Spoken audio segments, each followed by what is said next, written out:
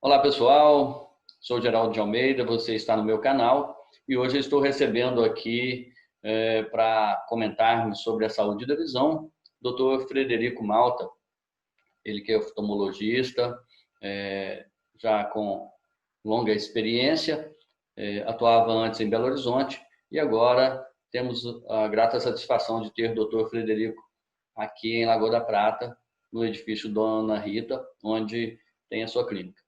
Doutor Frederico, seja bem-vindo. Muito obrigado pela sua presença. Bom, Geraldo, muito obrigado. Boa tarde. Prazer falar com você, com os nossos colegas. Muito obrigado pelo convite para participar desse evento no seu canal. Falar sobre saúde ocular é um tema que sempre me agrada, então a gente fica mais uma vez aí satisfeito e feliz de poder contribuir um pouquinho com esse tema, com essas informações para a população. Doutor Frederico, o tema que nós vamos tratar hoje é especificamente catarata, né? Começando, o que é a catarata, doutor Frederico? Bom, Geraldo, então falando um pouquinho sobre o que é a catarata, eu vou usar um modelo, uma maquete que a gente tem, como se fosse um olho humano. Então aqui eu tenho o meu olho visto de frente, vou colocar ele lateralmente para a gente entender as suas estruturas, tá bom? Então esse olho aqui, eu vou colocar nessa posição como se ele estivesse olhando para o lado de lá. Naturalmente, nós nascemos com uma lente interna intraocular, que a gente fala, né? Essa lente, ela é transparente, ela é cristalina, não sei se assim a gente consegue ver, ela não tem nenhuma imperfeição, totalmente transparente, e essa lente nos possibilita a nossa visão normal.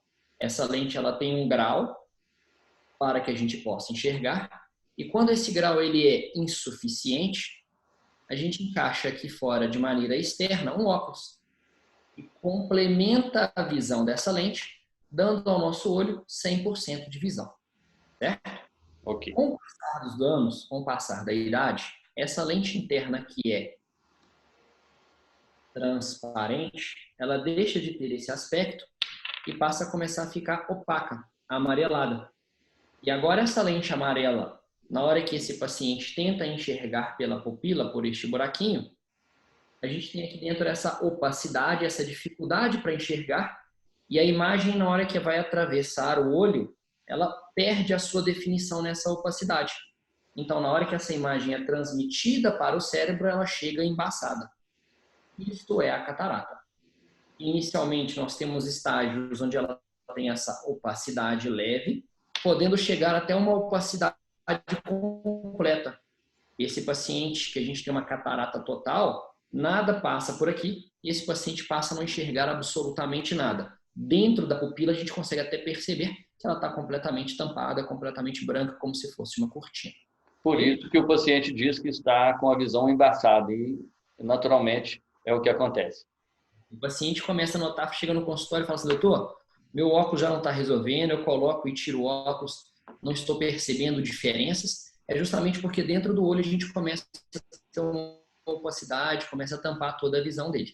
Então, doutor Frederico, essas são as principais causas da catarata, né? A opacidade é uma dessas causas. Existem outros sintomas, outras características? Perfeito. A catarata é justamente essa opacidade dos meios que a gente tem quando dentro do olho a gente tem essa cortina que tampa. Os sintomas da catarata, as queixas principais do paciente é dificuldade para enxergar de maneira absoluta, o fato que o óculos não está resolvendo mais, que não está trazendo para ele boa visão. Eventualmente, alguns pacientes no estágio mais precoce, no estágio mais inicial, relata para a gente que à noite, nos ambientes escuros, de uma hora para outra, está começando a ter ofuscamento das luzes, do farol. Esse também é um sintoma precoce da catarata. A catarata ela aparece, na maioria dos pacientes, com o decorrer da idade, a partir dos 60, 70 anos de idade, mais ou menos nessa faixa etária, alguns pacientes mais novos, outros mais velhos, mas é nessa faixa etária que a gente inicia o processo de catarata, que o paciente geralmente inicia com esse envelhecimento dessa lente natural. Entendo. E há alguma forma de se prevenir a catarata, doutor Frederico? Perfeito, Geraldo. Então, volto a repetir, principal fator de risco para catarata é o envelhecimento, né? Mas algumas medicações podem desencadear um processo mais rápido de catarata. Existem relatos, por exemplo, com corticoides. Claro que corticoides em doses exageradas, em doses prolongadas. Por isso que essas medicações deve ser feito uso somente de prescrição médica. Volto a repetir, é claro que a prescrição correta deve ser feita. O paciente, quando recebe a receita do medicamento, ele deve fazer uso dele, mas algumas medicações a longo prazo podem trazer esses efeitos colaterais. Você me perguntou sobre prevenir catarata. A gente sabe que tem algumas doenças, algumas condições que podem acelerar o processo da catarata. Então, a gente vai citar essas condições e, com isso, obviamente, como é que a gente se previne. Por exemplo, pacientes que tomam muito sol no olho, pacientes que recebem irradiação solar, radiação solar excessiva nos olhos, esse processo de catarata pode acelerar. Esse Então, as mulheres que gostam de ficar expostas ao sol, se bronzeando, tem que tomar cuidado. Com certeza, usar óculos escuros com proteção ultravioleta protege outras doenças no olho, mas também protege com que a catarata chegue num momento mais precoce. O diabetes e a hipertensão descontrolados, descompensados, também favorecem uma catarata mais inicial, uma catarata mais precoce, que a gente fala. Entendeu? Ok. Existem, né, em todas as doenças, e na catarata não é diferente, alguns mitos e verdades, né? Então, a catarata, ela acomete somente idosos? Isso é verdade ou é mito? É mito. Ela é muito mais comum em idosos. Mas, por exemplo, eu já operei diversas crianças com catarata. Claro que essas cataratas, na maioria das vezes, vêm por alguma medicação, por alguma outra intercorrência no organismo. Quando chega no consultório nosso, uma criança com catarata, a gente pede uma avaliação pediátrica junto, uma avaliação clínica para saber se tem alguma outra condição que esteja gerando aquela catarata. Existem as famosas cataratas congênitas, que são as criancinhas, os recém-nascidos que nascem com catarata. A gente deve abordá-los precocemente, deve fazer uma cirurgia precoce neles para poder desenvolver a visão. Então não acontece só com os idosos, embora seja mais comum. Outro mito ou verdade, doutor? Se esforçar a visão, se isso propicia o aparecimento da catarata? Não. Eu brinco com os meus pacientes que os olhos foram feitos para serem utilizados. Então a gente pode ler, pode usar os óculos à vontade, pode estudar, pode ver as belas coisas da vida. É claro que, eventualmente, se os olhos não estão com o grau correto de óculos, a gente pode enxergar embaçado, pode dar dor de cabeça, mas esse esforço não necessariamente vai gerar catarata, não necessariamente vai gerar outras doenças. Claro que eles trazem um extremo desconforto, mas não gera catarata, não. Mito. Catarata não tratada pode levar à cegueira?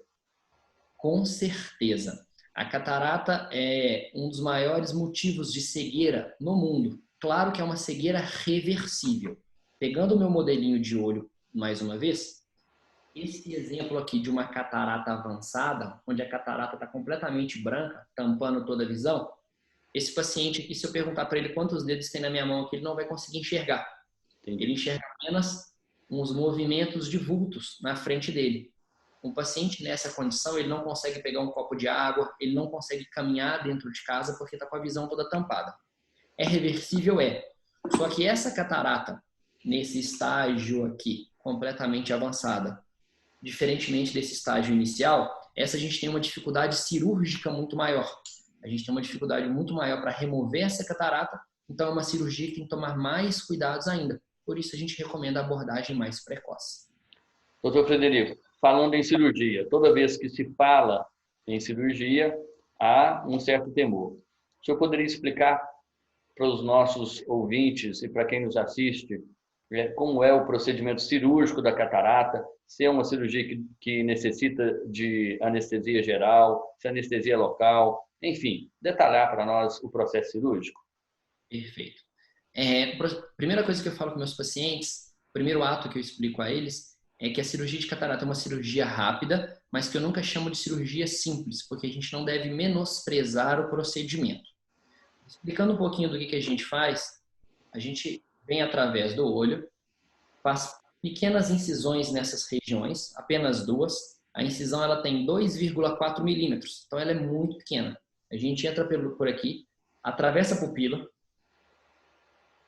liquefaz, diminui, quebra a catarata por dentro, claro que com equipamentos modernos, retira a catarata por essa incisão de 2,4 milímetros e a gente coloca uma lente novinha em folha dentro do olho, passando novamente por essa incisão de 2,4 milímetros. Então a gente devolve uma lente nova para dentro do olho e assim a gente promove novamente a transparência da visão. Ou seja, a lente natural da pessoa ela é substituída por uma prótese, uma lente artificial. Com certeza absoluta, exatamente. A gente coloca uma nova lente dentro do olho e aí tem diferentes qualidades, marcas, modelos, diferentes tecnologias que a gente implanta nessas lentes artificiais, tá? Mas tudo isso de maneira muito moderna e muito segura. O procedimento hoje dura em torno de 15 a 20 minutos, procedimento cirúrgico, mas ele deve ser feito em bloco cirúrgico, em centro cirúrgico especializado. A gente faz normalmente anestesias locais, às vezes tem um pouco mais de ansiedade, a gente faz uma sedação um pouco maior, justamente para ele não ver o procedimento, para ele não passar por esse transtorno no momento da cirurgia. Raríssimos são os casos que têm necessidade de anestesia geral. Há uma semana atrás a gente operou um paciente nessas condições, mas é porque ele tinha um quadro já mais de Alzheimer, ele talvez fosse acordar no meio da cirurgia, então a gente optou por essa segurança ao nosso paciente. Acabei de operar o paciente, ele vai para casa normalmente e a gente faz os retornos. Atualmente são preconizados no mínimo 2 retornos após a cirurgia de catarata, justamente onde a gente vai ver os parâmetros do olho, vai monitorizar a pressão ocular, vai monitorizar a reação do organismo a essa prótese que a gente coloca no olho do paciente. Então, por isso e por outros diversos motivos que a gente não deve menosprezar o procedimento cirúrgico. Bom? Frederico, opera-se concomitantemente os 2 olhos, quando a catarata acomete os 2 olhos, já aproveitando, é comum que o nível de catarata seja parecido nos 2 olhos? Perfeito.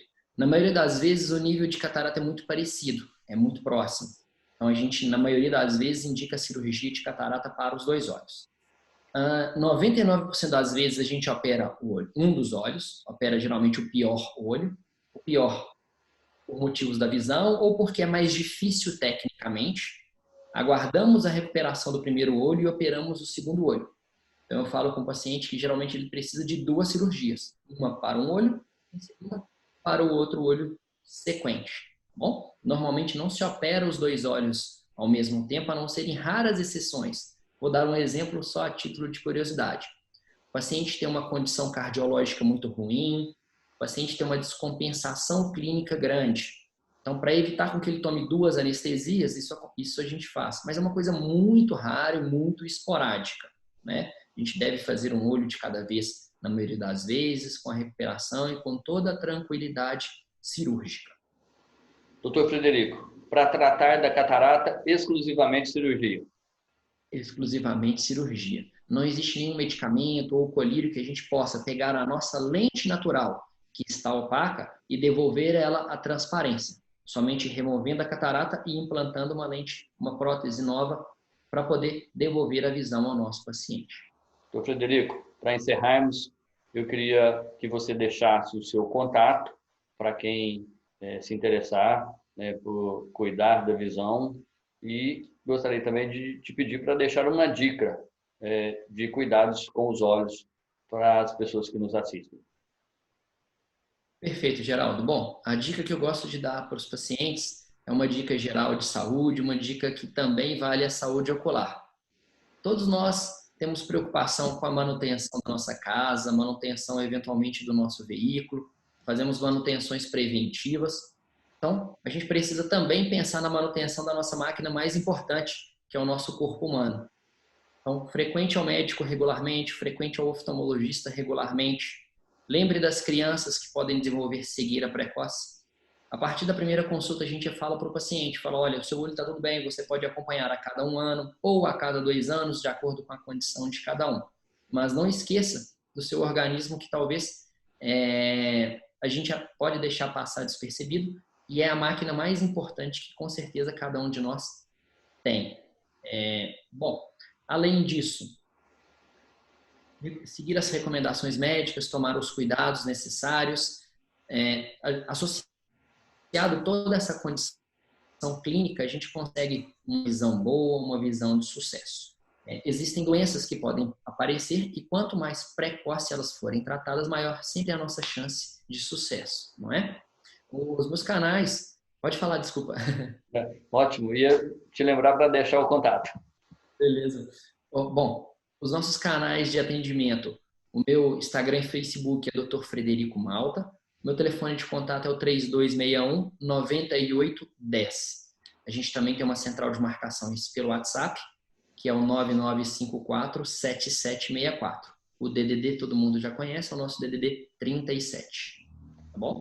Doutor Frederico, foi um prazer recebê-lo aqui no canal e certamente nos encontraremos para bater novos papos a respeito da saúde ocular. Muito obrigado e um forte abraço. Muito obrigado a vocês. Quem tiver qualquer dúvida pode escrever aqui para a gente, pode me mandar pessoalmente que eu faço questão de respondê-los. Se tiverem algum outro tema que vocês quiserem conversar, por favor, podem sempre nos chamar que o convite é sempre muito prazeroso. Um grande abraço a vocês. Obrigado. Valeu.